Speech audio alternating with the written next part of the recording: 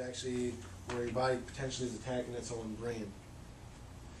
Blood tests and skin tests are not always reliable. The elimination diet is the best test. So you want to eliminate whatever the food is that you're going to test out of the diet for about a month, put it back in, see if the symptoms start coming up. So if you notice at lunch you're always tired and cloudy at hour after lunch, then you might start to think something that I'm eating at lunch is not working for me, my body's not using it right, maybe I should try eliminating one of those foods out. Potentially it could be the bread, or it could be cheese on the sandwich. Those are just two examples of what it could be. I would try one at a time, and then you might notice a big difference. Grain and sugar, both inflammatory for the whole body. Inflammation is bad for the brain. If you have too much inflammation, brain doesn't work right. It leads to fast aging. So now we're going to look at the last page of your handout. We're going to look at the stress response. So stress is one of the worst things for the brain. Stress, whether it's mental stress, physical stress, or chemical stress, has a specific response in the body. It's going to cause the stress response. So hopefully you guys can see this poster here. And I put it on your sheet of paper so you'll be able to see how that works. The stress, when we're under stress, we'll use the example. Let's say we're walking down the road and a dog jumps out at us. It's going to cause our body stress. We move into the stress response, which is called the flight or fight response. Our body gets prepared to fight or run away. And so what happens here is our blood pressure goes up to try to pump the blood into the arms and the legs, away from the brain, away from the digestive organs, so we can fight this animal off or run away from the animal. Cholesterol will go up because our body is now burning through hormones very rapidly. Those hormones are made out of cholesterol, so we need to release more cholesterol so we can rebuild these hormones that are being used up. Cortisol shoots way up, and what cortisol does is it releases sugar into the bloodstream. Sugar will give us energy, makes us crave sugar, makes us store fat. We don't want to burn fat right now, we need fast energy. Blood clotting goes up in case the animal attacks us so we can clot our blood and survive. And then insulin resistance is going to go up. Insulin normally would pull blood sugar levels down, but because we are under stress, we want to keep those blood sugar levels high so we have a quick ability to fight or run away. And so short term, this is going to give us a major energy boost. It's going to let us get out of the situation fast. We're not concerned with thinking about math problems, remembering people's names. We're concerned with let's survive, and then we'll worry about that other stuff. So our body prepares us to run out of the situation. So if we do indeed run away, what exercise does is it stimulates a part of our brain called the cerebellum to bring those chemical levels back down to check. The cerebellum is like the balancing part, the automatic part of the brain that keeps things in check. If we don't run away, if we're at work and we can't get away from the stress, if we're at home and we can't get away from the stress, if we don't exercise and we can't get away from the stress, what happens is the stress levels keep going up, these levels just keep rising. Let's say we take some medication to artificially lower them, our body still sees that those levels need to be higher, so it's kind of like an internal fight that our body keeps trying to raise those levels, so we end up taking more and more medication.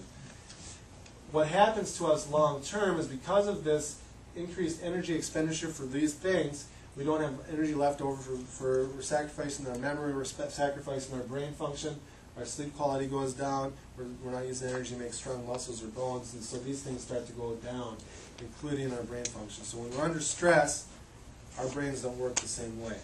How do we offset that? Exercise. So we'll learn some of the other benefits of that. So other things that they'll affect stress or that can affect how the brain works, inactivity turns off the brain. So in our example, if we were actually running away from the animal, very uncommon to see someone that falls asleep running down the road or riding the bike down the road. But if you see someone watching TV, very common to see someone fall asleep. Or, anybody remember school? You see kids sleeping in class. When you're not moving, easy to fall asleep. The brain gets turned off. When we're moving, we're sending information to the brain gets turned on. Watching TV decreases our ability to concentrate. So if you ever watch a program that's constantly changing, it's designed to do that, to keep our attention. It teaches us to not pay attention for very long. So it turns on a different part of the brain, so we actually start to lose concentration. That's why kids aren't supposed to watch a whole lot of TV, because it turns them into not being able to pay attention for very long. The principle of use it or lose it definitely applies with your brain. So as you get out of the school age and stop having to study for tests and stop having to remember things, even though you're working and you're doing a lot of the same things, we're not using the brain the same way. And so as we stop using it, we start to lose it. But the good news is that if you start using it again, you will regain it back. You can train your brain at any age to regain function. So other things that are good for the brain, other than exercise, positive thoughts, spiritual health. These things turn on that same part of the brain, that cerebellum, that's going to lower those blood chemistry levels back down to where it's supposed to be at, which is going to give us energy to turn the brain back on. Chiropractic, by us adjusting your spine, is going to allow the signals to get from the body up to the brain and from the brain down to the body. And then proper diet, we're going to learn what ingredients we want to add into the body. So exercise, this turns on the brain. Running, yoga. The goal that we want to have here, this keeps going up. The more studies they do, the higher the numbers are going. So bottom line, we were designed to move, not to sit. We sit, everything gets turned off. So the goal is 3 hours a week or 30 minutes a day, 6 days a week. We need 1 day of rest. God took a day off, we should take a day off. Studies show exercise increases the brain function. So we're going to get up. I'm going to show you one easy exercise that you can do. If you're at work and you're starting to nod off, everybody can stand up. We're going to try this one. So the easy stretch is the one where we just kind of put up our hands over our head, but that's only stretching our body out. What we're going to do is we're going to drop our arms down below 90 degrees. We're not going to move our spine, so we're not twisting like this. We're only going to move our arms. And so we're moving the arms. Think about your shoulder blades kind of moving in and out. And so we go slow at first, and if your shoulders are hurting, don't go fast. But as you go a little bit faster, and then a little bit faster, you're going to start to move your body just a little bit, and we're actually starting to pump some blood and some nutrients up to the brain. And so if you do this for 30 seconds, that's all it takes, you're going to notice that you're actually a little bit more wide awake. And so if you're driving in a car and you're starting to fall asleep, if you stop, get up out of the car, do a little stretch, get out, do this exercise real quick, you're going to notice that you're going to be a lot more alert. All right, good job. Yeah, now you can pay attention and learn to learn. I should have done this before the test.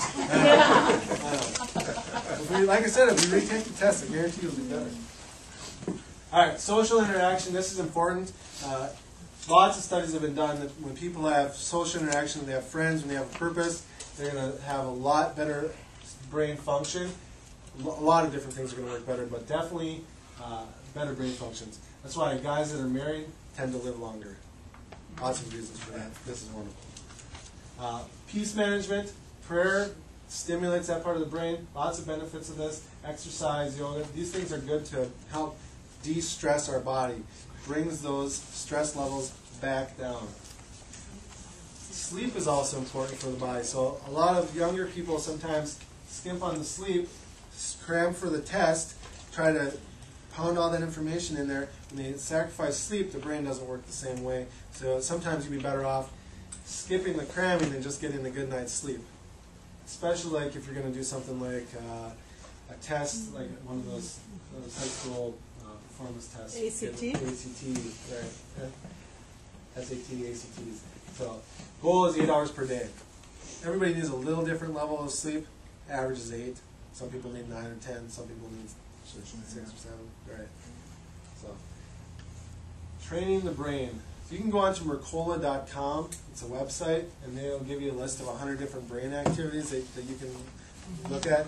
Simple answer, just brain stimulating activities like crossword puzzles and Scrabble or board games, things that make you think. Could you spell that, please? Mercola, yep, MERCOLA.com. It's a great website for a lot of different things, but he has a list. I think it's like 100 brain-stimulating activities.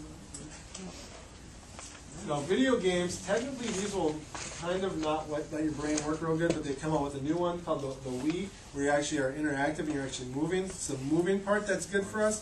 And so we'll actually see that some of the nursing homes have started putting Wiis in the nursing home because it gets people up moving, and you still have to think and do things, and it kind of helps connect things. So those are actually, it's pretty interesting. We're actually seeing that those have some benefits.